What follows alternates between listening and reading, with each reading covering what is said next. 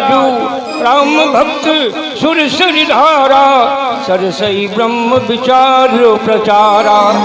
विधि निषेध में कलिमल हरुड़ी कर्म कथा रविनंदन वरुणी हरिहर कथा विराजत बेनी सुनत सकल मुझ मंगल देनी। तीनों धाराओं का वर्णन गंगा यमुना सरस्वती का इस चलते हुए प्रयागराज में भी गोस्वामी जी ने कर दिया।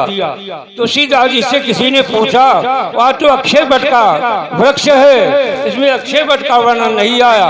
गोस्वामी जी ने कहा मेरी अगली टोपाई पढ़ लो। बट विश्वास अचल निज धर्मा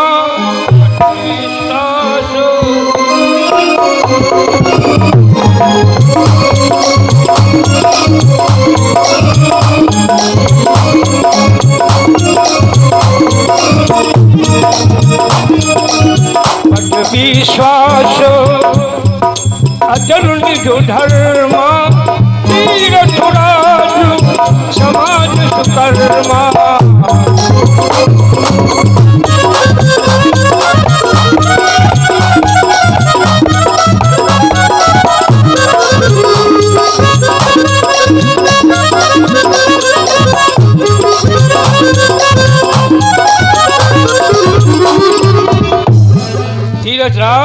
समाज सुकर्मा वो प्रयागराज उन्हीं लोगों को सुलभ होगा जिनके पास पैसा होगा, जाने की व्यवस्था होगी, जाने का समय होगा। वे लोग पहुंचेंगे वहां। इस प्रयागराज में सब ही सुलभ सब दिन सब जैसा, हर समय सबई सुलभ सब दिन सब जैसा सादर से बस समन करेशा। 4 चीजों की प्राप्ति होती, धर्म अर्थ काम और मोक्ष। तो आइए मानस की पावन कथा आखिरी में विश्राम की ओर मानस के द्वारा परम शांति की अनुभूति होती है। इसीलिए कहा है राम चरितु मानसु यही नाम।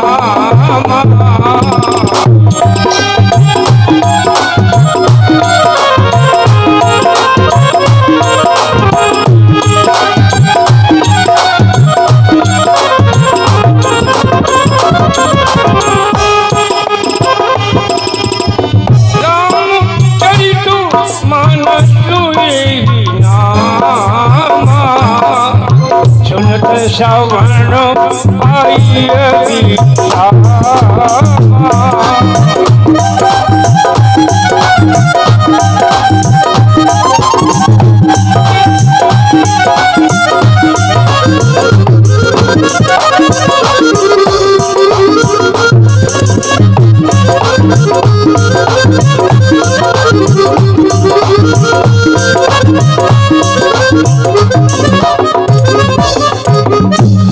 श्रवण पाइए विश्रामा।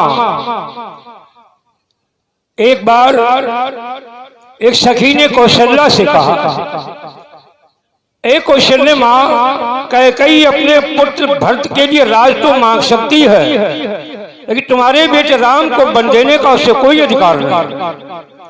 ये तो गलत कार्य हो रहा है, सरासर अन्याय हो रहा है। माता बहनों ध्यान से सुनना, आप लोग ध्यान देकर सुने। मानस क्या बड़ा ही प्रसंग भावुक होगा, थोड़ा मस्तिष्क का व्यायाम जरूर करना पड़ेगा। मानस के द्वारा ही मनुष्य को जीवन को शांति मिलती है। देखो, मन को सुख शांति मिली नहीं, तन को सुख से बिछाई तो क्या, नहीं आत्मा को आनंद मिला, बंगले और कोठी सजाई तो क्या, जब चित्त की चिंता मिटी ही नहीं, धन संपत्ति खूब कमाई तो क्या, मानव तन पाकर न मुक्ति मिली, तो ज्ञान की बात सुनाई तो क्या, मानव तन पाकर न मुक्ति मिली, ज्ञान की बात सुनाई तो क्या। कौशल्या ने कहा अब अगला शब्द मत बोलना, आगे मत कहना, तुम्हें नहीं पता है कैकेयी ने सब कुछ किया, कैकेयी होते तो राम नहीं होते। किसी को महारानी नहीं कहा गया, कौशल्या को महारानी नहीं कहा गया, सुमित्रा जी को महारानी नहीं कहा गया, कैकेयी को महारानी शब्द से क्यों इन्हें उपाधि दी गई। कैकेयी न होती तो राम ही नहीं होते। राम को धरती पर आवाहन करने का श्रेय कैकेयी को मिला। आज हम देखते हैं एक तरफ किसी ने किसी को बदनाम करने का प्रयास किया तो सारे समाज की गाड़ी उसके पीछे चलने लगती है। हम तो कहते कैकेयी न होती तो राम नहीं होते। अच्छा बताओ, राम बन गए या राम बन गए? क्यों भैया, राम बन गए या राम बन गए? क्यों बताओ, राम बन गए या राम बन गए? राम बन में न गए होते तो राम नहीं बनते, और बन में गए तो राम बन गए। राम बन नहीं गए, राम का जीवन बन गया। कौशल्या ने कहा तुम्हें नहीं पता है ऐ सखी कि दशरथ प्राण युद्ध में खोते, लक्ष्मण राम कहाँ से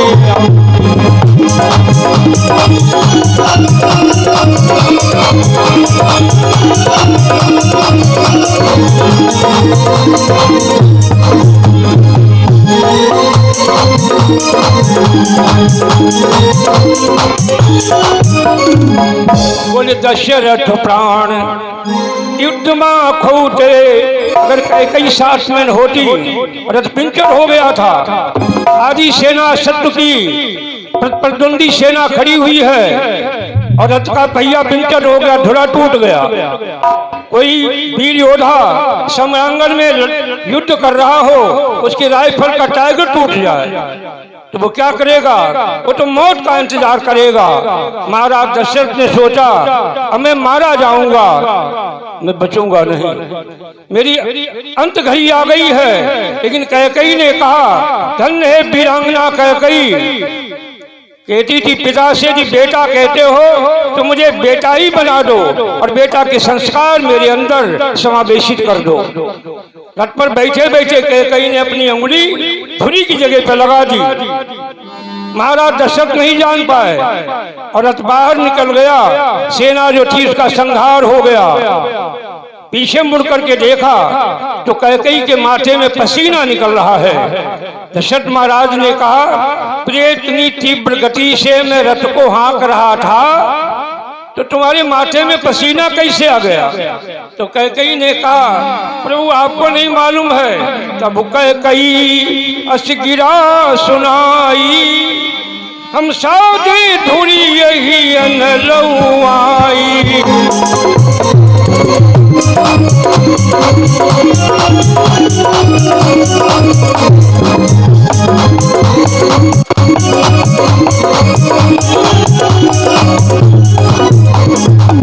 यहाँ तक धुरी की जगह पर अंगुली लगा दी, केवल हड्डी रह गई, मांसपेशियां उड़ गई। तो आज कहा था महाराज ने तुमने मुझे जिंदगी दी है, वरदान मांग लो, और अभी नहीं समय आएगा तब वरदान मांगोगी। भाइयों तो आज कौशल्या कहती अगर कैकेयी होती तो राम ही नहीं होते, और राम नहीं होते तो राम का जीवन कैसे बनता? तो राम बन नहीं गए, राम का जीवन बन गया। दिन के समय में राम कथा के माध्यम से मैंने एक जगह पे आपको विश्राम दिया था। 14 वर्षों के बाद भाई सब लोग विदाई ले रहे हैं, देवता भी विदाई ले रहे हैं, अन्य लोग भी अब धीरे धीरे विदाई की ओर मुखातिब हो रहे हैं।